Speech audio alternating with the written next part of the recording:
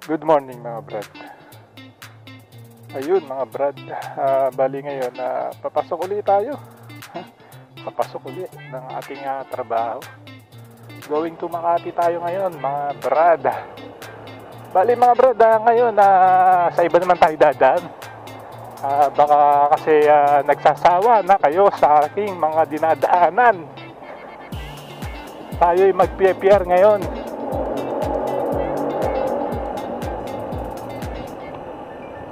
So may pier tayo dadaan, tapos sa Luneta. Dadaan tayo ng Luneta mga brad.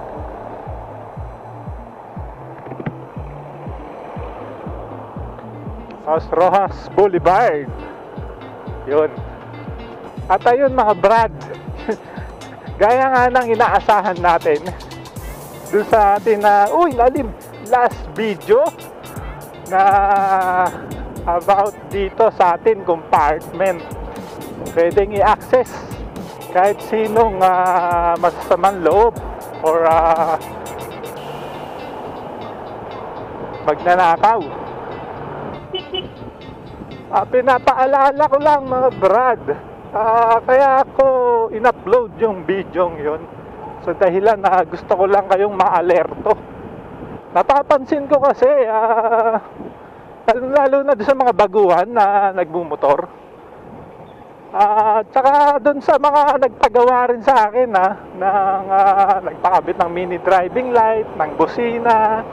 Pag dumarating sila sa bahay, napapansin ko yung mga importanteng bagay talagang doon nila nilalagay sa kanilang compartment. Gaya ng cellphone, pitaka, or wallet. Di masamang maglagay doon, no? Hindi ko naman sinabi na huwag kayo maglalagay. Pwede nyo ilagay, pero kung ipapark nyo na yung motor nyo, huwag nyo iiwan. Huwag nyo iiwan yung mga importanteng bagay sa inyong compartment.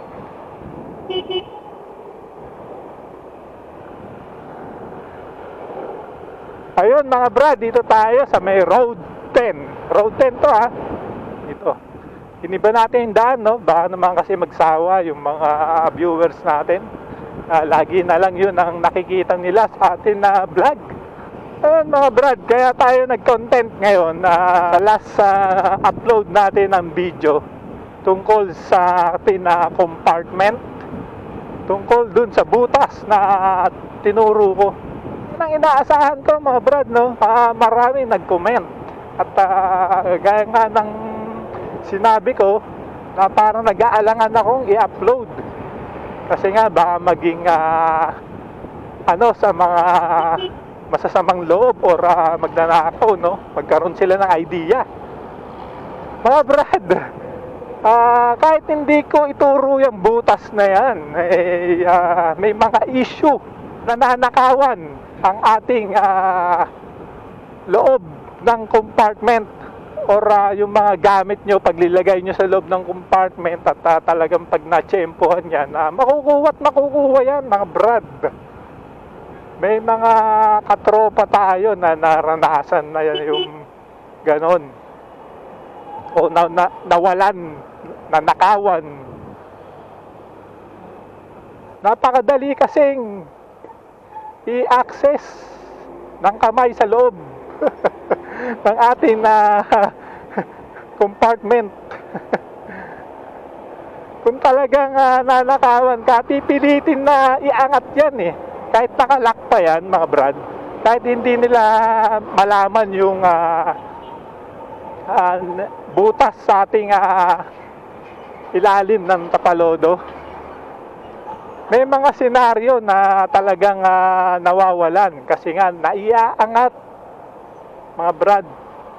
Kaya para na rin na aware kayo, in-upload ko yung video na yun para maging aware kayo hindi para tulungan ang mga masasamang loob. Ang compartment kasi natin mga brad, hindi yan lagayan ng pitaka, lalo na kung ipapark mo tapos iiwan mo yung mga mahalagang bagay doon katulad ng cellphone, pera. Hindi lagayan yan mga brad. Yung iba nag-iiwan pero nilalagay nila sa box.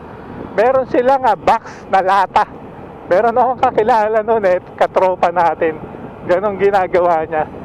Pag maliit na bagay o pitaka,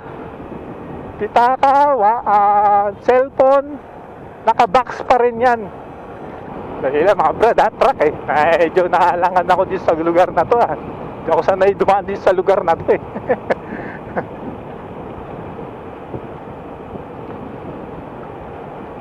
Baga kayang-kaya. Mga brad, kayang-kayang iangat ang ating upuan. Kahit anong motor yan, kahit NMAX pa yan, kahit T-Max pa yan. Meron na akong katropa, naka T-Max din na nakawan din siya. Ang ginawa, inangat lang yung upuan. Yung sa gilid, hawakan yan. May papakita tayong video. Ayan mga brad. Kayang-kaya pa rin buksan kung talaga na nakawan ka. Ganon, bagay, inaangat lang dito yan. May nakagawa na nun na nakuha yung susi, naiwan sa loob, na puwersa niya naiangat to, nakuha niya yung susi. Kaya ganun, baga, huwag kayong mag-iwan ng mga importanteng bagay dito sa ating compartment. Katulad dito, yan, posible makuha niya to, malapad to Pero kung pitaka, kayang-kayang kunin yan. Kahit sabihin mong kahit hindi nila sungkitin doon sa sinasabi ko, naangat lang tong ganun mga brad. Naangat lang ng mga matitinik na yan. Para maging aware lang, kaya ako gumawa ng video about sa compartment para maging aware ang mga kasamahan natin na bago pa lang sa pagmumotor. Biro mo yung T-Max, dalawa na lock nun. Tapos ang laki, talagang solid yung upuan yan. Pero wala, nakakuha pa rin yung pitaka niya tsaka yung cellphone niya.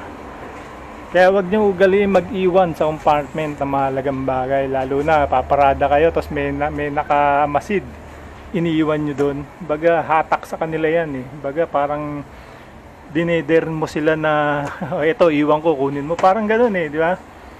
Kaya hangga't maaari, wag kayong mag-iwan na importante. Siguro yan, barena, tools, yan, posibleng makuha niya to. Ang laki nito, di ba? Makukuha niya yan. Sira na tong upuan mo bago niya makuha yan. Pero yung pitaka, kayang-kayang ilusot tsaka cellphone. Ayan, nakita nyo, di ba? Pwedeng iangat yun Pwedeng iangat to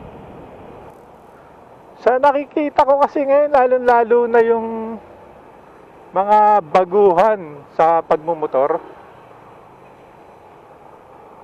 Baga kampante sila na maglagay ng kanilang gamit sa compartment. Kampante sila na iiwan ang cellphone at pitaka sa kanilang compartment.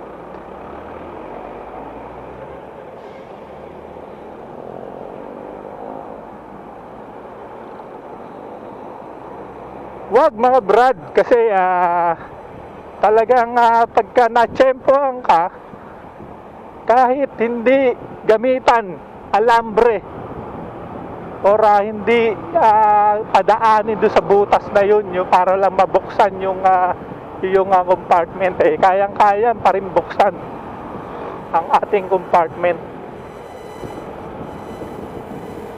Ayoko na magpakita ng mga video, ayoko na magpakita ng sample mamaya may magsabi na naman sa akin, i-private ko na lang tong video to. Kaya ako gumawa ng yung last upload natin.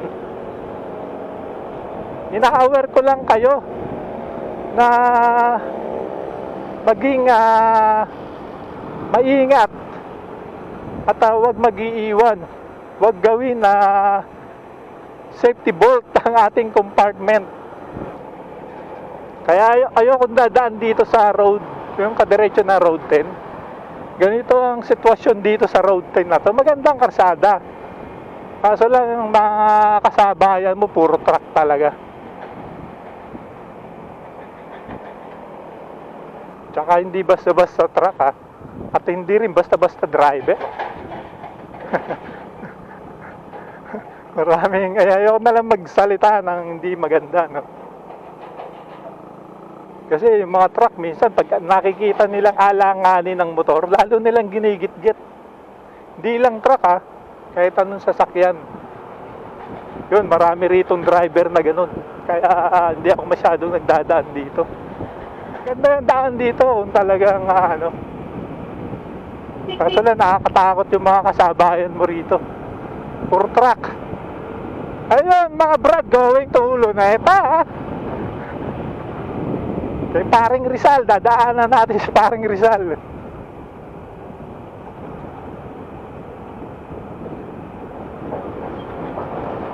Ayun, mabalik tayo mga brad. Gaya nga na sinabi ko, huwag kayong mag-iiwan ng pitaka at cellphone. Kasi madaling dukutin, kayang-kayang dukutin ang kamay yan. Kayang-kayang iangat. Tapos medyo maliit yung kamay na kukuha. Kaya huwag kayong mag-iiwan. So ayun mga brad, buendia na tayo. Yun lang ang gusto kong iparating sa inyo, no? Kaya gumawa tayo ng mga bidyong ganito kasi kaya gumawa tayo ng content na ganito. Gusto ko lang kayong iaalalahanan na ang ating compartment ay hindi safety bolt. Hindi safety bolt yan mga brad.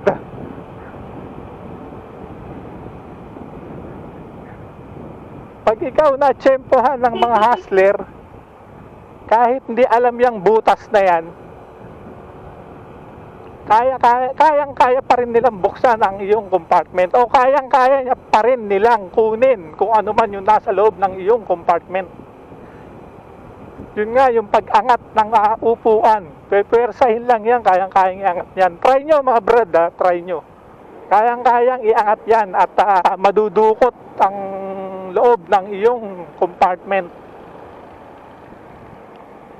Yung senaryo na in-upload natin na video, yung pag-unlock sa ilalim ng tapalodo o sa ilalim ng ating motor, hindi basta-basta masusungkit. Maski ako nahihirapan isungkit basta hindi mo alam yung mechanical niya. Kaya hindi ko nga in-upload yung mechanical o pinaka tutorial kung paano sungkutin, kung paano i-unlock. Hindi ko in-upload. Hindi ko pa in-upload yun. Kumbaga, in-upload ko yung nagsabi lang ako na may butas sa ating tapalodo na access para sa lock. Yun lang ang sinabi natin, no? Ngayon, syempre, gaya ng inaasahan ko, may mga magko-comment talaga. Meron nga nagsabi sa akin na i-private ko yung video na yun. Brad, ikaw tanongin ko, di ba napanood mo na? Di ba na-aware ka? Baga napaisip ka, di ba? Paano na lang yung iba? Huwag ganoon mga Brad. Paano na lang yung hindi pa nakakapanood at hindi aware sa ganoon na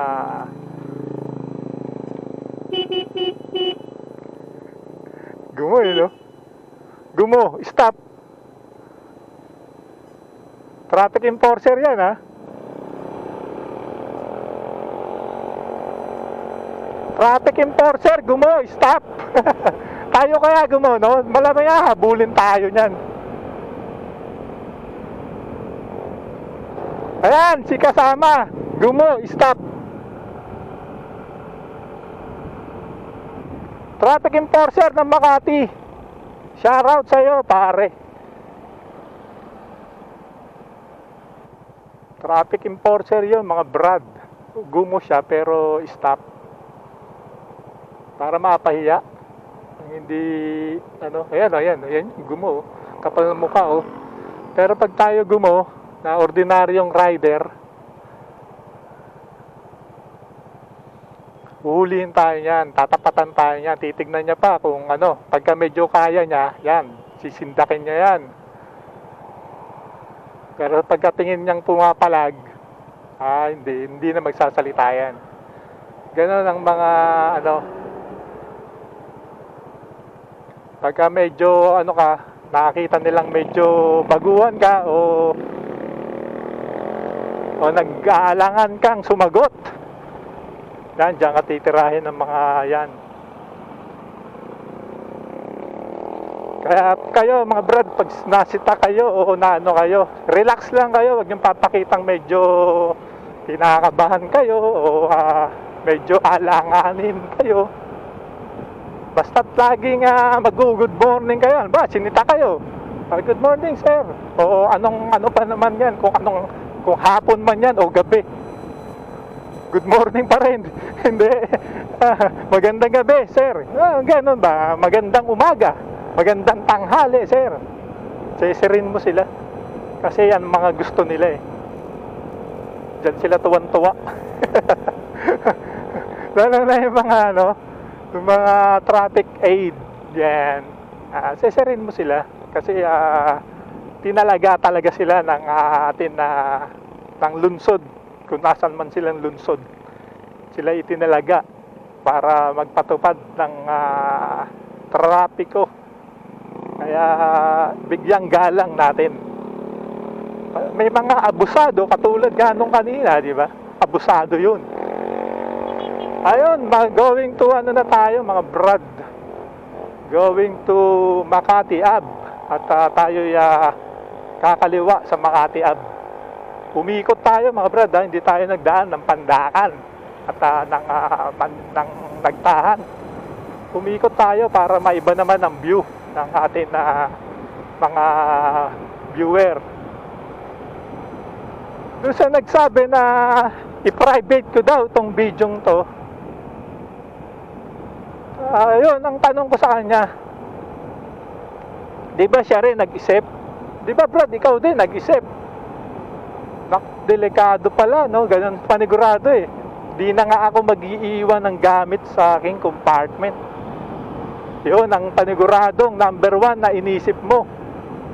At pangalawa, doon ka na tumingin sa aking video.